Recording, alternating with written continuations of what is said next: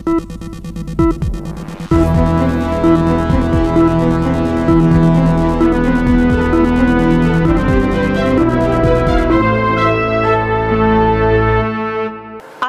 पर्वतमाला को लेकर एक बार फिर सियासी और सामाजिक बहस तेज हो गई है। सवाल यह उठ रहा है कि क्या अरावली को लेकर विपक्ष और कुछ पर्यावरण कार्यकर्ता जिस तरह की आशंकाएं जता रहे हैं वह वास्तविक पर्यावरण खतरे पर आधारित है या फिर महज ये डर फैलाने की राजनीति है।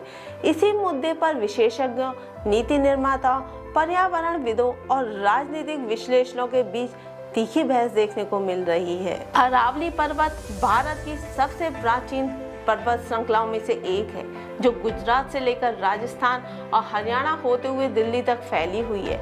यह क्षेत्र न केवल भूगर्भीय दृष्टि से महत्वपूर्ण है, बल्कि पर्यावरण संतुलन, जल संरक्षण, जैव विविधता और रेगिस्तान के फैलाव को रोकने में भी अहम भूमिका निभाता है। हाल के दिनों में ही अरावली क्षेत्र में खनन, रियल एस्टेट परियोजनाओं, सड़क निर्माण और अन्य बुनियादी ढांचे के विकास को लेकर सवाल खड़े किए गए हैं। विपक्षी दलों और पर्यावरण कार्यकर्ताओं का आरोप है कि सरकार विकास के नाम पर अरावली को नुकसान पहुंचा रही है, जिससे पर्यावरणीय संकट गहराता जाएगा। उनका कहना है कि यदि अरावली कमजोर हुई तो इसका सीधा असर दिल्ली, एनसीआर की हवा, भूजल स्तर और तापमान पर पड़ेगा।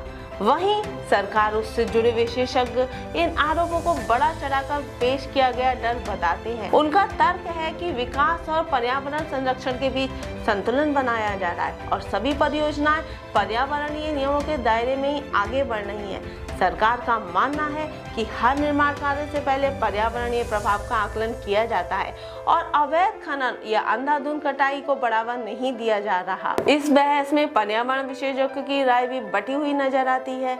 कुछ विशेषज्ञ मानते हैं कि अरावली पहले ही काफी हद तक क्षतिग्रस्त हो चुकी है और अगर अब भी सख्ती नहीं बरती गई तो हालात और भी बिगड़ सकते हैं। उनका कहना है कि अरावली प्राकृतिक ढाल की तरह काम करती है, जो थार रेगिस्तान को आगे बढ़ने से रोकती है।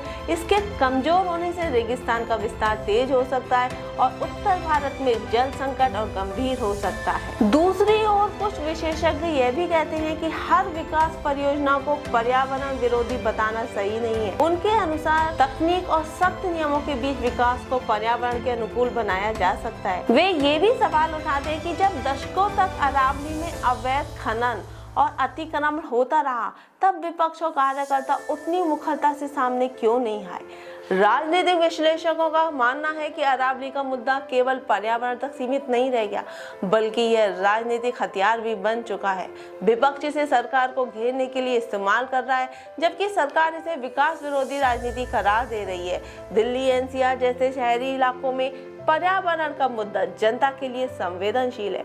इसी अरावली को लेकर बयानबाजी का असर सीधे जनमत पर पड़ता है। अरावली को लेकर अदालतों की भूमिका भी महत्वपूर्ण रही है। सुप्रीम कोर्ट और नेशनल ग्रीन ट्रिब्यूनल समय समय पर अरावली क्षेत्र में खनन और निर्माण गतिविधियों पर सख्त टिप्पणियां कर चुकी हैं। कई मामलों में अवैध खनन पर रोक लगाई गई और राज्यों को संरक्षण के निर्देश दिए गए। इसके बावजूद जमीनी स्तर पर हालात पूरी तरह नहीं सुधर पाए हैं, जो चिंता का विषय है। स्थानीय लोगों की राय भी इस बहस में अहम है। अरावली से सटे गांवों और कस्बों में रहने वाले लोग कहते हैं कि खनन और निर्माण गतिविधियों से उनके जीवन पर सीधा असर पड़ा है। जल स्रोत सूख रहे हैं, खेती प्रभावित हो रही है और गर्मी बढ़ती जा रही है। वहीं कुछ लोग यह भी मानते हैं कि विकास परियोजनाओं से रोजगार और बुनियादी सुविधाएं मिली हैं, जिससे उनकी आर्थिक स्थिति बेहतर हुई है। पर्यावरण कार्यकर्ताओं का तर्क है कि विकास के नाम पर प्रकृति की अनदेखी लंबे समय में भारी नुकसान पहुंचा सकती है।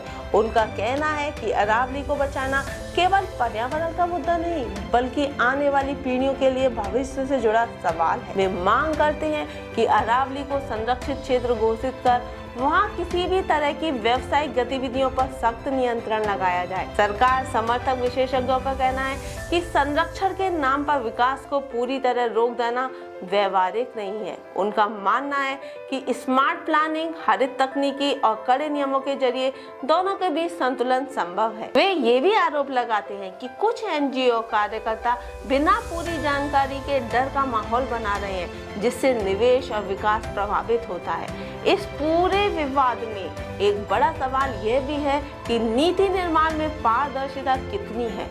यदि सरकार स्पष्ट रूप से बताए कि अरावली क्षेत्र में कौन सी परियोजनाएं और उनका पर्यावरणीय आकलन क्या कहता है और संरक्षण के लिए क्या क्या कदम उठाए जा रहे हैं, तो शायद विवाद की तीव्रता कम हो सकती है। इसी तरह विपक्ष और कार्यकर्ताओं से भी यह अपेक्षा की जाती है कि वे तथ्यात्मक या संतुलित तरीके से अपनी बात रखें। अरावली को लेकर चल रही है बहस दरअसल भारत में विकास बनाम पर्यावरण की पुरानी बहस का नया अध्याय है। एक तरफ बढ़ती आबादी और शहरीकरण की जरूरतें हैं, तो दूसरी तरफ प्राकृतिक संसाधनों का संरक्षण। विशेषज्ञ मानते हैं कि इस मुद्दे का समाधान किसी एक पक्ष को पूरी तरह से सही या गलत ठहराने में नहीं, बल्कि संवाद और संतुलन में है। अंततः यह सवाल खुला है कि अरावली को लेकर जताई जा रही आशंकाएं कितनी वास्तविक हैं और कितनी राजनीतिक। लेकिन इतना तय है कि अरावली का भविष्य केवल बयानबाजियों से नहीं, बल्कि ठोस नीतियों, सख्त अमल और सामूहिक जिम्मेदारी से तय होगा।